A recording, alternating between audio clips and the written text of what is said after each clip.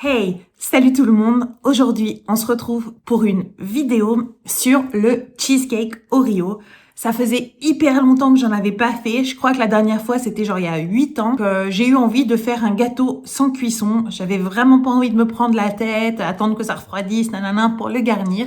Donc je me suis dit, c'est bon, je vais faire un cheesecake, c'est facile, c'est simple et en plus, on peut grave se faire kiffer au niveau des décorations. J'ai choisi de le faire à l'Oreo parce que c'est un biscuit super gourmand que j'affectionne. Donc après, je l'ai fait goûter à mon fils et à mon mari. Alors mon fils, il a 4 ans, hyper encourageant, il me dit j'aurais préféré au spéculoos, maman. Bon, mon mari, heureusement, il était là. Oh, waouh, c'est trop bon, c'est délicieux. Nanana. Et donc, je suis plutôt d'accord avec lui. Le résultat était super bon. Donc, je vais vous laisser voir la vidéo et on se retrouve juste après.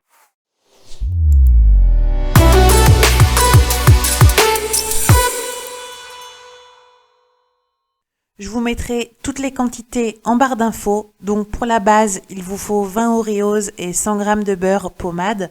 Donc pour ramollir le beurre, j'utilise la fonction décongélation du micro-ondes.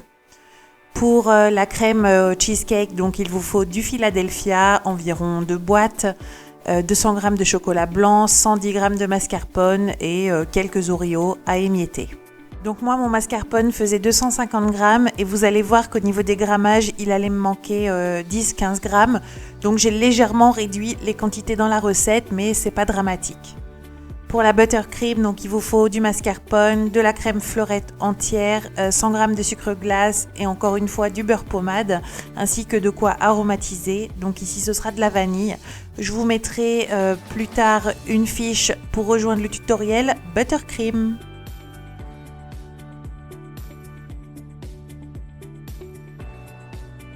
Dans un premier temps, on va venir mixer ensemble les Oreos et 100 g de beurre ramolli.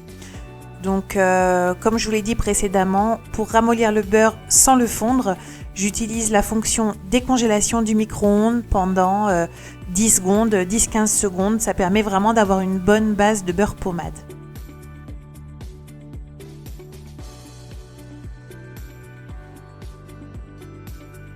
On va mixer tout ça et avec une maryse ou une fourchette, on va venir un peu recentrer tout le mélange qui a tendance à se coller sur les bords.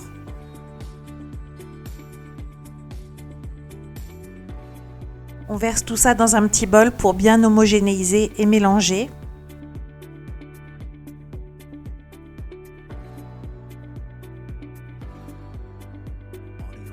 Vous pouvez utiliser un cercle à entremets. Moi, je préfère utiliser mon moule à charnière. Je trouve que c'est plus pratique à chemiser. Je vais chemiser avec du papier fraîcheur, donc le même type qu'on utilise pour le fromage ou pour la viande, puisque ce gâteau ne va pas être cuit, donc j'ai pas besoin de papier cuisson. J'ai pas de règle assez longue, donc j'utilise ma plaque de cuisson. C'est très pratique. On va venir garnir le fond du moule avec notre pâte, notre base d'Oreos. Donc c'est un peu gras, c'est pas très agréable à toucher, mais le mieux c'est de commencer à la main afin de bien aller jusqu'au bord du moule. Et ensuite, moi j'aime bien tasser avec une louche, je trouve que c'est ce qu'il y a de plus pratique et plus efficace. On va réserver au frais le temps de préparer notre crème cheese. Dans un bol, on mélange les 300 g de Philadelphia, donc c'est environ 2 pots, et 110 g de mascarpone. On fait fondre le chocolat blanc au micro-ondes, donc encore une fois j'utilise le mode décongélation pendant une vingtaine de secondes à peu près, et on mélange bien pour délayer. Je vais venir verser mon chocolat fondu dans le mélange de crème. Je vais mélanger un petit peu et je vais tout remettre dans mon grand bol, ce sera plus facile pour homogénéiser.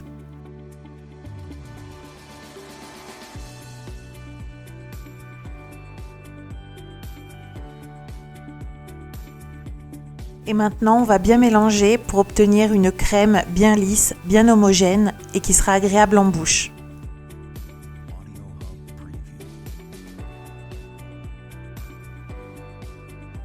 Je vais émietter quelques Oreos, donc 6-8, et je vais venir écraser tout ça encore une fois avec une louche. Décidément, cet outil réserve bien des surprises. Et on vient mettre tout ça dans la crème. et bien mélangé. Donc ça va constituer le fourrage de notre gâteau.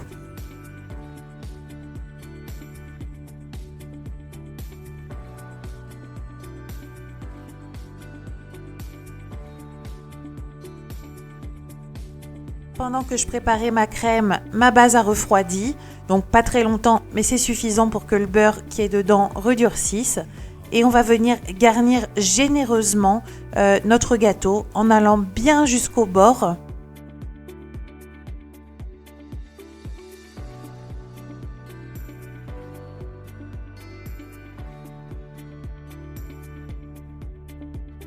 Et on va venir lisser tout ça grossièrement, donc avec une corne. Il n'y a pas besoin de le faire vraiment très méticuleusement puisqu'on va y revenir quand le gâteau sera froid.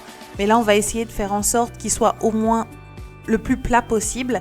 Et surtout, on va bien emmener la garniture jusqu'au bord du moule.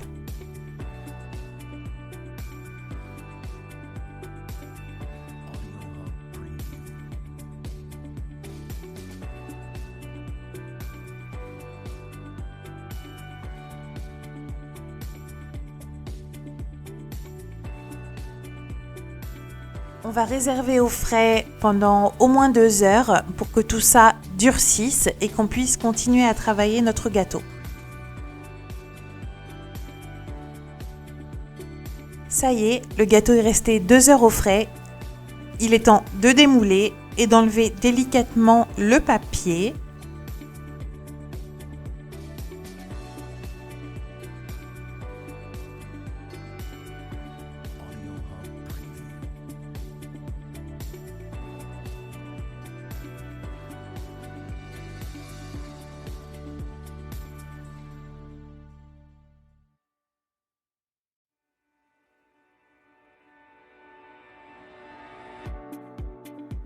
Et là, c'est super parce que ça reste bien en place, donc la crème a bien pris. On va pouvoir venir décorer.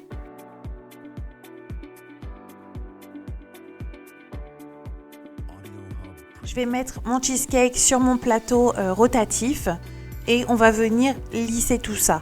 Donc moi, je fais pas de cake design, je suis pas une grande pro du lissage de gâteau, donc on va faire ça assez grossièrement, mais l'objectif étant d'avoir une base qui soit quand même relativement lisse, relativement esthétique et qu'on va pouvoir venir décorer par la suite.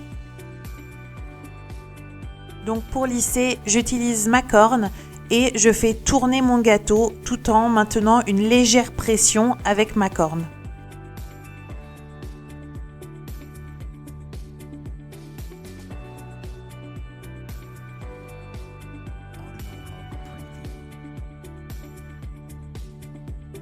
Bon, là c'est relativement lisse, tout en sachant que je suis vraiment pas une pro pour faire ça. Moi je suis plutôt contente, c'est une bonne base derrière pour venir décorer.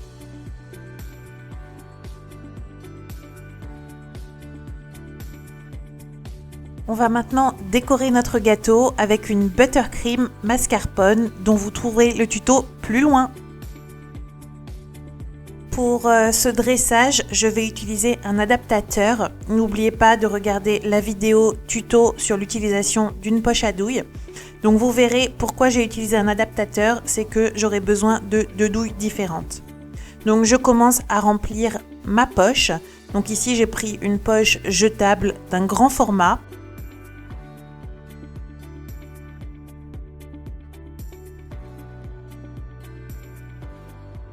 Je vais commencer avec une douille 1M, donc c'est celle qui sert notamment à faire les roses sur les cupcakes. Et j'utiliserai dans un deuxième temps une douille numéro 336. Donc je vais clipser ma douille et je vais commencer à pocher mes fleurs. Donc il suffit de faire un tourbillon en partant du centre. Donc c'est relativement facile à faire, c'est exactement la même technique que pour des cupcakes. Donc vous retrouverez également un lien vers ma vidéo de ma recette et pas à pas de buttercream mascarpone que j'utilise ici. Donc là en gros plan, on voit bien la texture absolument idéale de la buttercream mascarpone quand il s'agit de pocher. Elle est à la fois souple, onctueuse, crémeuse, gourmande. et en même temps suffisamment ferme pour qu'elles tiennent bien et qu'elles ne retombent pas.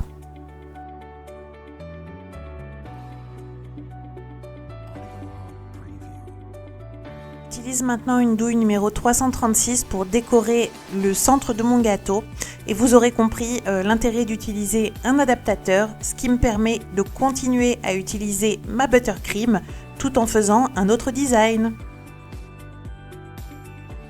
Et je vais terminer la décoration de mon gâteau en venant planter des demi-Oreos un petit peu partout, donc au centre, et délimiter les parts du gâteau de part et d'autre des roses.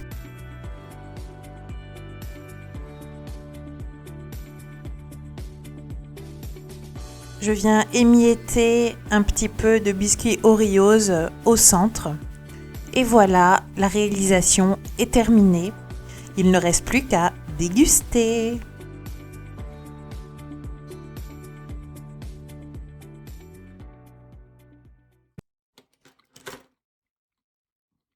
En scred. J'aurais les dents toutes noires, mais c'est pas grave. Désolée. Alors. Alors, la vidéo vous a plu? N'oubliez pas de me mettre un petit pouce. Je vous mets ici un petit lien vers mon tuto sur la buttercream mascarpone si vous voulez voir comment procéder étape par étape pour garnir vos gâteaux ou vos cupcakes. Et surtout, si vous voulez recevoir les notifications de mes prochaines vidéos, n'oubliez pas de vous abonner à ma chaîne.